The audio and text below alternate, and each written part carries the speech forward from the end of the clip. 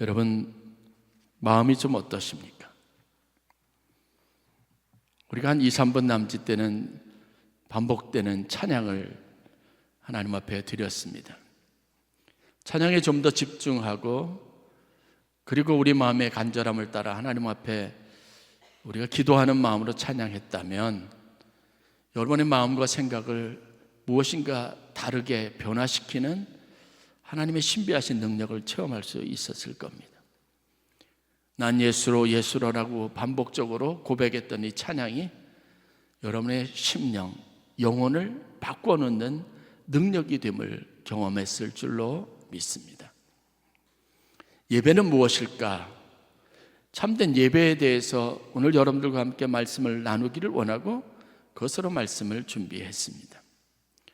바울은 로마에 있는 교인들에게 편지하며 세속 세상에서, 그것도 가장 화려하고 가장 번영한 세상을 살아가는 성도로서 세상의 모든 풍조와 세상이 가르고 있는 방향과 그 속도를 따라가지 못하고 그 안에서 갈등하고 고민하고 있는 하나님의 교회 성도들에게 참된 예배자로, 그리스도인으로 이 변화무쌍한 세상에서 살아갈 수 있는 방법이 무엇일까를 교훈하고 있는 말씀을 오늘 우리가 함께 보게 됩니다.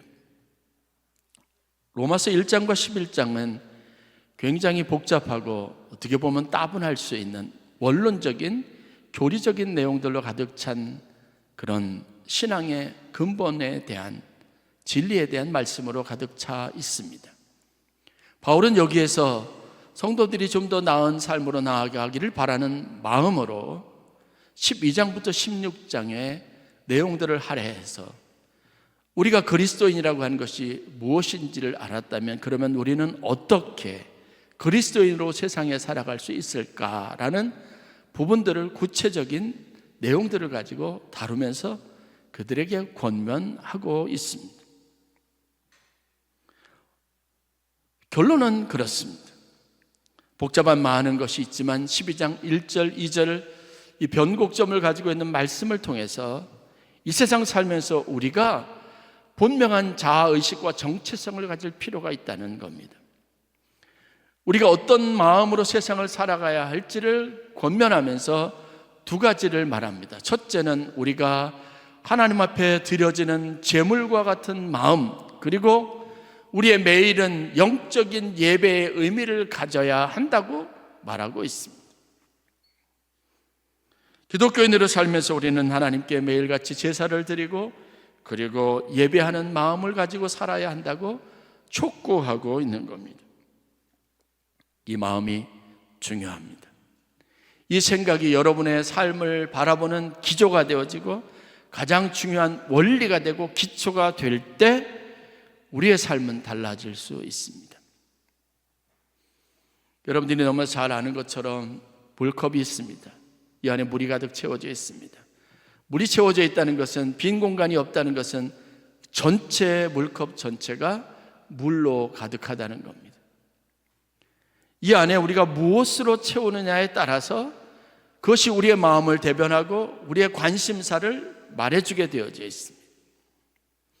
여러분들이 그냥 세상의 여러 현안들과 사안들에 대처하고 문제들을 해결하는 방식으로 세상을 살아가서는 절대로 그리스도인의 정체성을 가지고 그리스도인으로 하나님이 우리에게 요구하시는 삶을 살 수가 없습니다. 제가 목사가 돼서 너무 행복하고 좋은, 가장 중요한, 여러분들에게 확고하고 분명하게 말씀드릴 수 있는 최고의 장점은 제 일상이 늘 언제나 하나님의 말씀과 그리고 신앙생활에 대한 고민으로 가득 차 있다는 겁니다. 그게 무겁고 힘들어 보여도 그런 면에서 저는 여러분들보다 훨씬 더 성결하고 고귀하고 아름다운 삶의 목적과 목표를 가지고 살아가는 축복을 누리고 있습니다. 제가 여러분들에게 안타깝게 보는 것은 저처럼 그렇게 살 수 없다는 거죠. 현실의 여러 가지 많은 문제들과 그 문제들과 부딪히면서 그 문제들과 싸워가면서 살아야 하는 고단한 인생길 가운데 있습니다. 그럼에도 불구하고 여러분들이 우리가 이길 수 있습니다. 그 가운데서도 삶의 진리를 터득할 수 있고 진리를 따라 살아갈 수 있게 됩니다. 제가 일부 예배 시간에도 말씀드렸지만 여러분, 위조 지폐 감별사들이 있어요. 그러니까 진짜와 가짜를 구별하는 겁니다.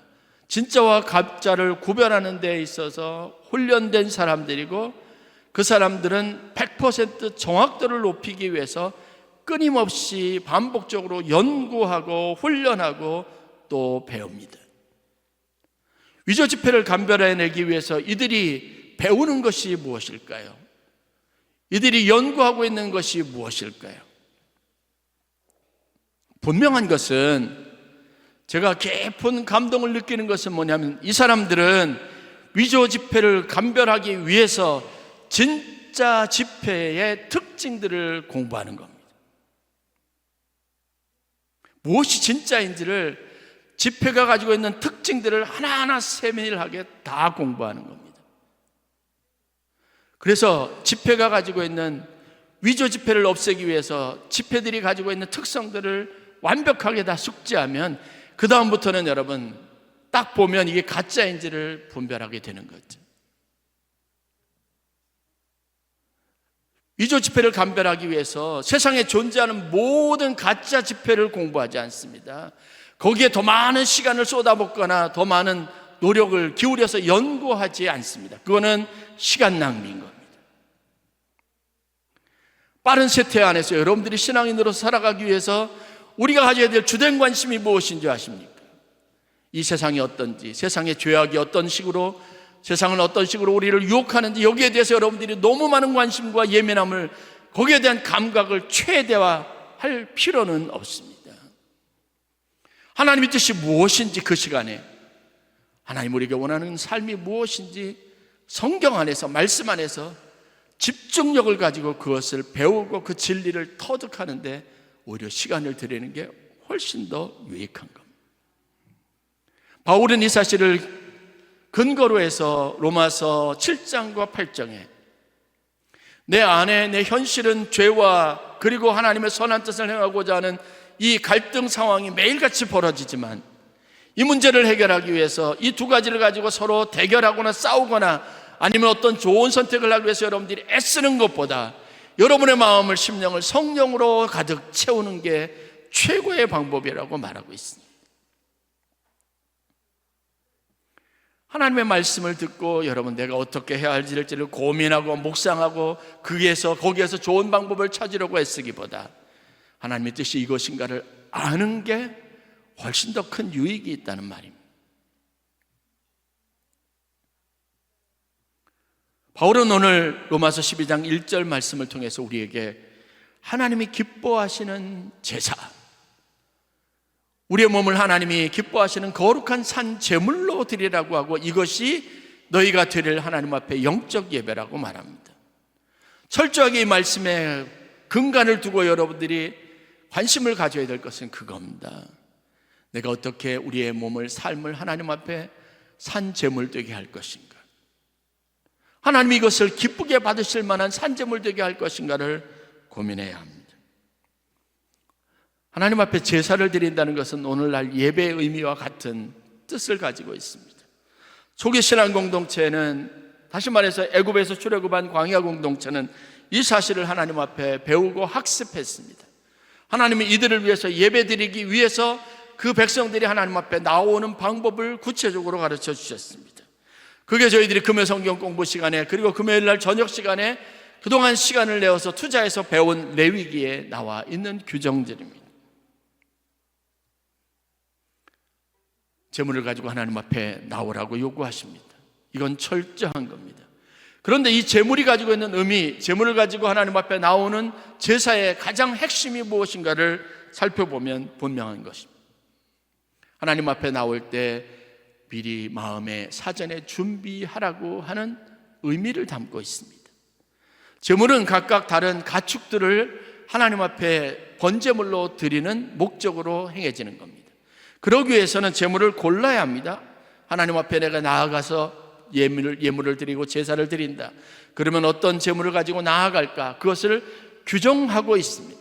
그런데 그 규정의 핵심이 무엇이냐면, 너희들이 하나님 앞에 지난 일주일을 살아가면서 하나님 앞에 지은 죄, 한 주간 살면서 너희들 안에 있었던 사건들, 일들, 사람들과의 있었던 관계들, 이것을 항상 생각하도록 한 겁니다. 거기에 생각해서 내가 내 마음속에 하나님 앞에 범죄한 것이 있고 선하고 아름다운 생각을 품지 못했다면 이런 잘못이 내게 있었구나 해서, 그러면 이 잘못을 하나님 앞에 용서받기 위해서 나는 무엇을 가지고 하나님 앞에 나아갈까 고민할 시간을 주신 겁니다. 사람들과의 관계 안에서 남의 물건에 손을 대거나 남에게 정욕을 품거나 다른 사람들에게 내가 어떤 해악을 끼치거나 그 사람의 감정을 상하게 한 일이 있으면 화목하게 하는 제물을 하나님 앞에 드리도록 규정하고, 그럴 때 가축을 하나님 앞에 드리든지 정되지 않으면 곡식의 가루라도 따로 하나님 앞에 구별해서 드리도록 했습니다. 하나님 앞에 우리의 삶은 늘 언제나 점검되어야 하는 게 산제물 그리고 예배가 가지고 있는 진짜 의미입니다. 여러분 그냥 나오지 마세요. 시간에 쫓겨서 바쁘게 습관처럼 예배 나오지 마세요. 그냥 말씀을 듣는 것과 제가 의도적으로 여러분 충만이라고 하는 찬양을 한 거 아십니까? 기획된 겁니다. 이 찬양 한 곡을 부르고 예배의 말씀을 듣는 것과 여러분의 심령에 엄청난 차이가 있습니다. 준비된 마음을 만들고 하나님 앞에 말씀을 들을 수 있는 여러분의 심령의 준비를 갖추도록 하기 위해서 이 찬양이 여러분들에게 제물이 되는 겁니다. 제가 어렸을 때 교회 어르신들을 보면 예배에 대한 준비가 어떻게 이루어지는지 잘 알 수 있습니다. 우리 어르신들 세대, 여기 계시는 분들, 권사님들, 장로님들 그러신 분들이 다 어르신 세대들이죠. 성미를 뜨던 세대입니다. 밥을 하기 전에 저희 어머님도 먼저 한 숟가락을 떠요. 그래서 성미 바구니라고, 주머니라고 복주머니처럼 만들어 놓은 데다가 이렇게 한 숟갈을 붓고 그 다음에 나머지 가지고 그릇에다가, 밥솥에다가 떠서 밥을 짓습니다. 내가 먹을 우리의 양식을 하나님 주신 것을 감사합니다. 하나님이 주셨으니까 이것 중에 하나님의 것을 우리가 구별해 드립니다. 그렇게 했습니다.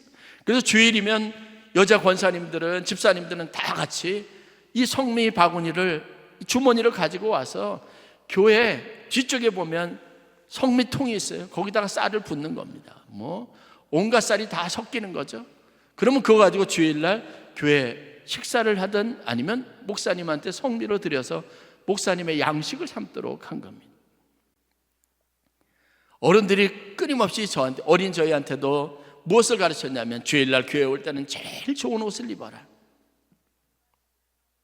비싼 옷이 아니어도 된다. 꼭 세탁하고 처음 깨끗한 옷을 입되 다려 입고, 구두는 꼭 깨끗하게 닦고, 옷차림새, 옷 매무새, 이것으로부터 마음의 준비를 하게 했습니다. 헌금은 갑자기 지갑에서 꺼내지 말고 미리 다리미로 데려서 그렇게 해서 정성스럽게 미리 봉투를 가지고서 준비해서 하나님 앞에 헌금을 드려라. 오늘날 오늘 시대에 와서 그게 무슨 의미가 있느냐라고 말할 수 있겠지만, 계좌이체 하는 시대인데 굳이 그럴 필요가 있겠냐고 하는 마음도 있지만, 그러나 어린 시절 제가 경험했던 것은 그게 준비라고 하는, 하나님 앞에 예배한다고 하는 내 마음의 준비를 갖추게 하고 하나님 앞에 나아갈 때 내 마음에 감격을 갖게 하고 기대감을 갖게 만드는데 충분한 효과가 있었다는 것. 예배 시간 30분 전에 가서 조용히 기도하고 그렇게 예배 드리는 것과 시간에 쫓기듯이 들어와서 예배 드리는 것 사이에 많은 차이가 있습니다. 이 차이를 만들기 위해서 우리가 힘쓰고 애써야 되는 거죠. 여러분이 이 말씀을 간단하게 듣지 말고 하나님이 기뻐하실 만한 내 몸이 하나님 앞에 드릴 거룩한 산제물이 되기 위해서 내 마음은 어떤 준비를 갖추고 있어야 하는지를 심각하게 고민해 봐야 합니다. 예배를 사모하는 마음이 있습니까? 예배를 기다리는 마음이 있습니까? 저는 그것을 위해서 기도합니다. 제가 금요일날 토요일날 새벽 기도를 인도하면 항상 기도 제목 안에 들어가는 게 있습니다. 주일을 준비하는 하루를 살게 해달라는 겁니다. 예배할 날을 기다리는 마음을 갖게 해달라는 겁니다. 제가 주일 전에 마음이 바쁘고 분주한 것과 충분히 기도하고 준비한 것 사이에 엄청난 차이가 있습니다. 여러분들은 모르고 대충 넘어갈 수는 있지만 말씀을 준비하고 설교하는 저는 이 차이에 대한 명확한 인식이 있습니다.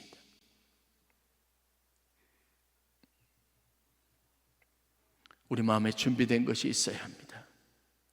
그게 제물이 된다는 의미입니다. 고르는 겁니다. 점이 없는 것, 흠이 없는 것, 병들지 않은 것, 그것들 중에서 가장 좋은 것, 그것의 가치를 가지고 있을 때 그 가치는 하나님 앞에 내 삶에 잘못되고 그릇되고 회개해야 될 것들과 등가 가치를 지닌다는 분명한 인식을 가지고 있었습니다. 저는 설교를 여러분들에게 책망하고 나무라는 도구로 사용하고 싶지 않은 마음을 늘 가지고 있어서 그 마음으로 늘 절제하려고 애쓰는 사람입니다. 그러나 여러분들이 마음에 느끼는 감정상의 정서적인 분명한 차이를 인식한다면 여러분들이 예배 전에 꼭 준비된 마음이 될 수 있기를 주의 이름으로 간절히 축원합니다. 번잡한 거 다 버려야 돼요. 그래서 저는 봉사하는 사람들에게도 제가 가지고 있는 것은 봉사의 생각이 거기에 매몰되다가 예배를 놓치는 것은 최악입니다. 그래서 봉사가 없었으면 좋겠다는 생각을 갖습니다.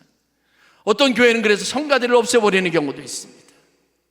봉사하지 않고 그냥 모든 사람들이 다 같이 그냥 편안하게 와서 예배 드릴 수 있는 분위기를 만드는 게 목회자에게는 더 중요한 선택이라고 하는 인식이 많이 들어가 있습니다. 밑에 밥이 되고 있는지 음식이 되고 있는지 거기에 대한 염려, 근심 때문에 예배에 집중하지 못하는 것도 하나님이 기뻐하지 않을 일들입니다. 하나님이 기뻐 받으시는 예배에 대해서 성경은 아벨과 가인의 이야기를 비유로 들어요. 히브리서 11장 4절 말씀을 보면 믿음으로 아벨은 가인보다 더 나은 제사를 하나님께 드림으로 의로운 자라 하시는 증거를 얻었다. 그렇게 말합니다. 하나님이 그 예물에 대하여 증거하셨다라고 말합니다. 그 마음에 있는 것을 동기들을 누가 알 수 있어요? 가인은 그래서 억울했을지 모릅니다. 왜 제 것은 받고 나는 거부당해야 되는가? 그러나 그건 다른 사람이 판단할 수 있는 게 아니라 그 마음, 그 믿음에 대한 하나님의 절대적인 주관적인 선택입니다. 우리는 그것을 미루어서 아벨은 하나님 앞에 준비된 마음으로 고르고 선택하는 즐거움을 가지고 하나님 앞에 그 예물을 드렸을 것이라고 여겨집니다. 왜냐? 하나님이 그것을 받으셨으니까요. 그게 후대 세대에 아벨과 가인의 제사에 대한 차별성을 가지고 그들이 판단하게 하는 근거가 된 겁니다. 지난 주간에 수술을 앞두고 저한테 권사님 한 분이 찾아왔어요. 목사님 기도해 주세요. 그러면서 사정 얘기를 하는데 두 번째 수술을 한다는 거예요. 첫 번째 수술을 했는데 수술이 잘 되지 않아서 너무 어렵고 힘들고 너무 아프다는 거예요. 나아지지 않는다는 거예요. 그래서 똑같은 부위를 두 번째 수술하니까 마음이 너무 심란하고 너무 안 좋은 거예요.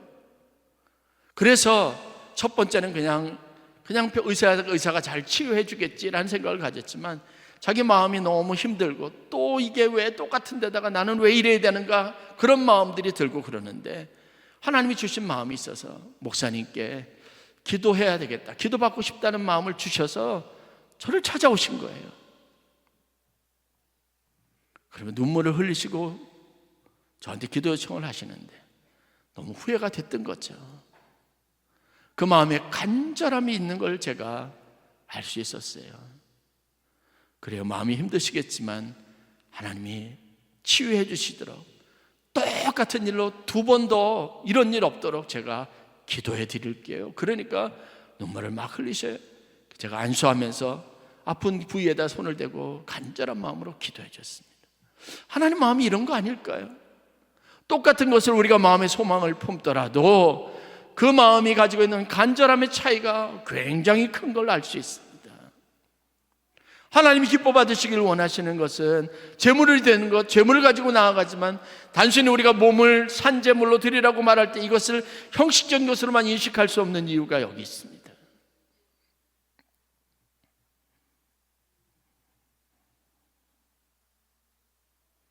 거룩한 산제물로 드리라는 이 말씀에 주목할 필요가 있습니다. 생명을 드리는 겁니다. 살아있는 것을 죽이는 거죠. 이게 제물 된다는 의미입니다. 그러니까 나는 없고 내 안에 그리스도께서 사시는 것이 되는 겁니다.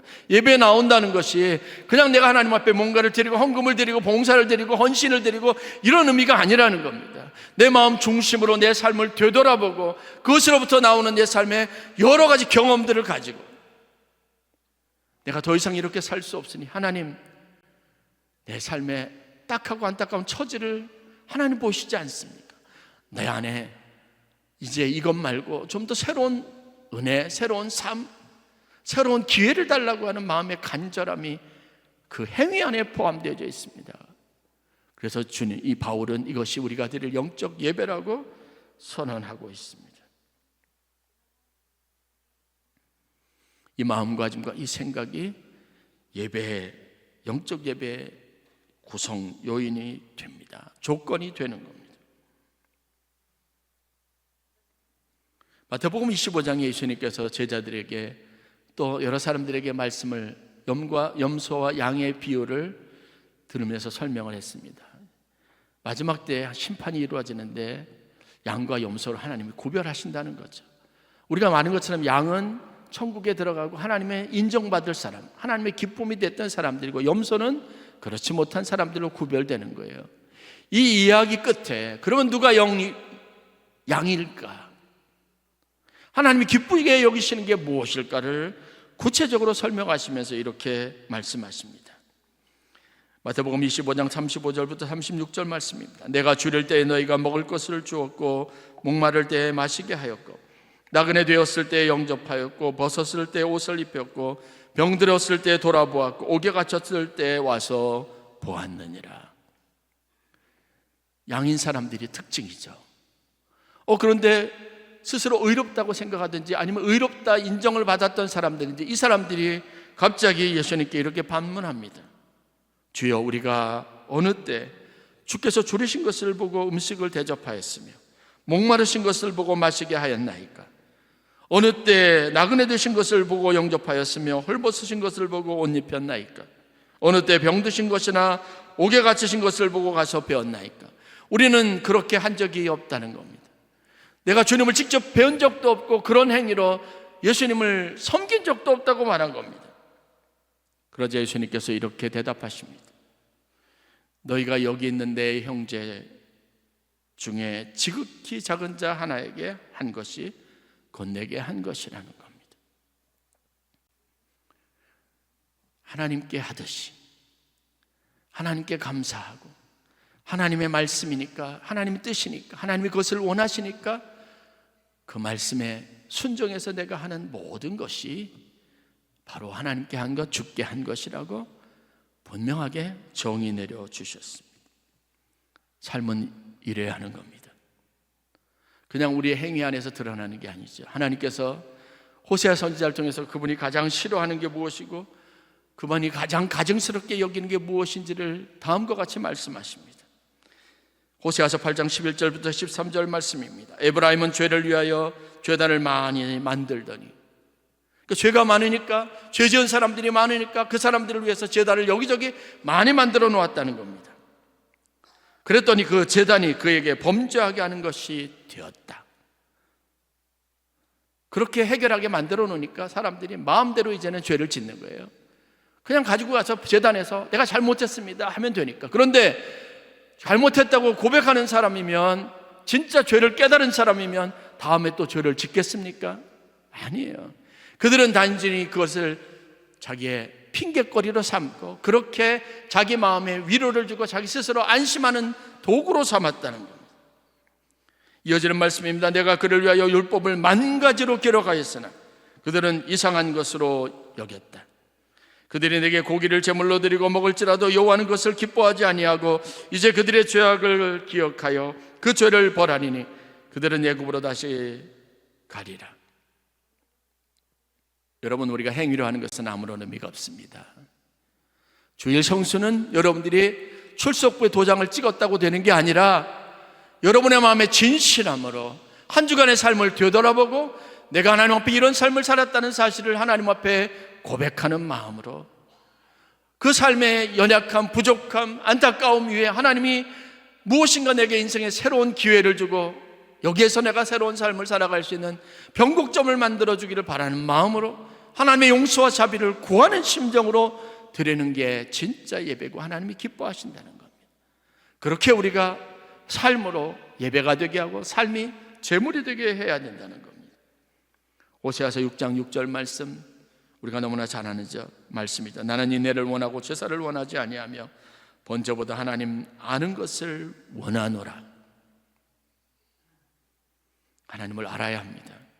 그분이 기뻐하시는 것이 무엇인지를 알아야 합니다. 저는 여러분들 안에 일어나는 성장을 봅니다. 오늘도 예배 드리면서 가만히 여러분의 모습을 위해서 바라보는데 하나님 앞에 찬양할 때 손을 들고 간절한 마음으로 찬양하는 분들, 젊은 부부들, 자신의 삶에 무슨 일이 있기에 하나님으로 충만하기를 그렇게 간절히 소원하며 찬양할까? 그 마음의 간절함을 주님이 보시는 겁니다. 이게 예배 아니겠습니까? 우리 몸을 하나님이 기뻐하시는 거룩한 산제물로 드리라고 하는 진짜 의미가 아니겠냐는 거예요.